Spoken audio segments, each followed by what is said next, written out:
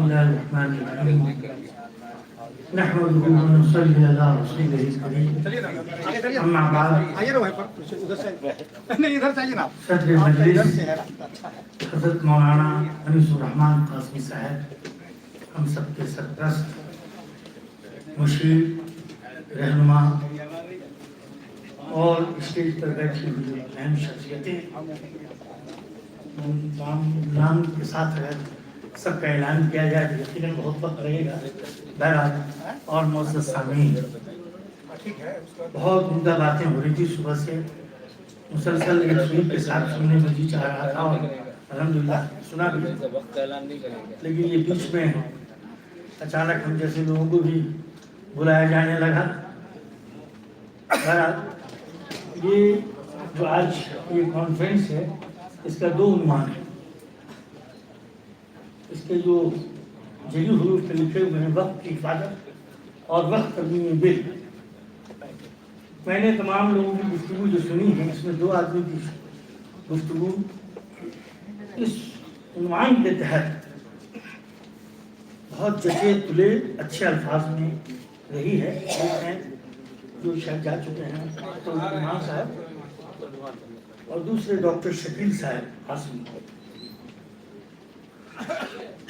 ان دونوں حضرات نے بہت ہی عمدہ گفتگو کی. گرچہ گفتگو سب کی الحمدللہ بہت اچھی رہی ہے، لیکن ان دونوں نے بہت زیادہ جچے تلے الفاظ میں اور اس عنوان کے تحت وقت کی حفاظت، چونکہ یہ دو حصوں میں ہے. پہلا حصہ ہے وقت کی حفاظت. وقت کے اندر وقت کی جو املاک ہے، اس کی جو پراپرٹیاں ہیں، ہم سب اس بات سے واقف ہیں کہ اس کا خود اس میں بے ایمانی، اس کی خرابی ہماری وجہ سے ہی پیدا ہوئی ہے. چونکہ ہم نے کہیں نہ کہیں وہ راستہ دیا غیروں کو کہ اس میں داخل ہو. اس کے بعد انہوں نے جابرانہ انداز میں، ظالمانہ انداز میں پھر ہمیں ہی سائڈ کر دیا، اور وہ خود آج بڑے پیمانے پر قابض ہو چکے ہیں. اب ہم نکالنے جاتے ہیں. ہم نے دہلی میں دیکھا ہے، وہ دیکھ رہے ہیں کہ وقت کی پراپرٹیوں کو جب نکالنے اور قبضہ دخل واپس لینے کے لیے کوشش کی جاتی ہے تو اس میں سب سے زیادہ نمایاں نام جو نظر آتا ہے وہ ہمارا نظر آتا ہے. تو بہرحال ایک تو یہ کہ وقت کی جو حفاظت ہم خود کریں.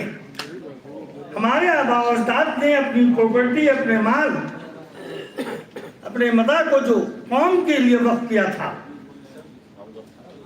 آج بھی اگر ہم ایک ہو کر اجتماعیت کے ساتھ، پوری قوت کے ساتھ، پوری ایمانداری کے ساتھ اگر کھڑے ہو جائیں اور چاہیں کہ وقت کی پراپرٹی ہم حاصل کریں تو انشاءاللہ ہم واپس کر سکتے ہیں. تو اس لیے یہ حفاظت کرنے کی جو ذمہ داری ہماری ہے، اس پر ہم سب کو یکجا ہونا ہوگا.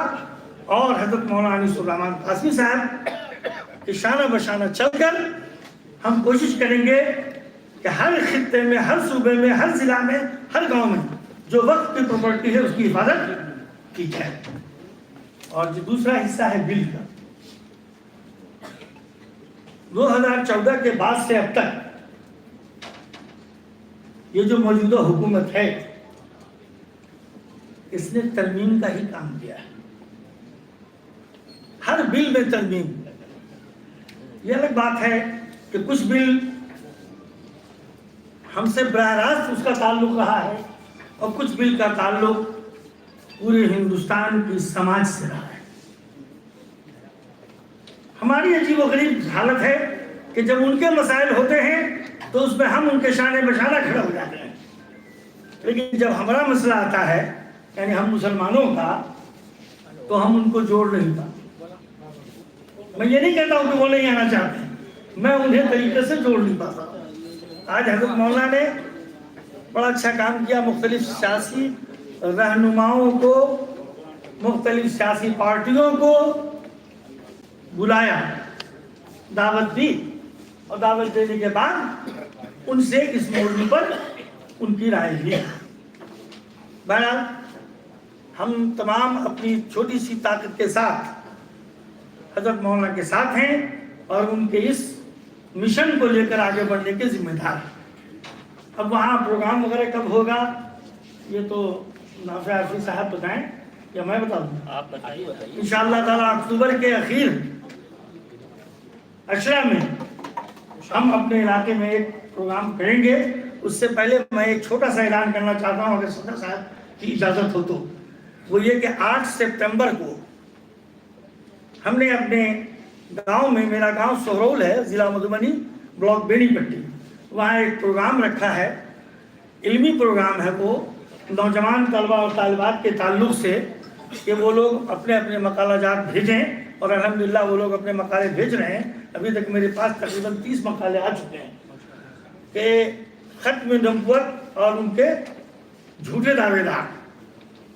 ख़त्म नबुव्वत पर हमारा जो अकीदा है, और इस वक्त जो झूठे नबुव्वत के दावेदारों ने शर और फसाद फैला रखा है, इस सिलसिले में मुख्तलिफ अनामीन के साथ। तो 8 तारीख को अगर आप लोग तशरीफ़ लाना चाहें जो पूर्व जवार के हैं, वो मोस्ट वेलकम, खुश आमदीद। और अगर अपने बच्चों को कहें मकाला तैयार करने के लिए, तो 30 साल की उम्र उनकी हद है आखिरी, और 30 तारीख भी उनकी आखिरी है। अस्सलाम वालेकुम।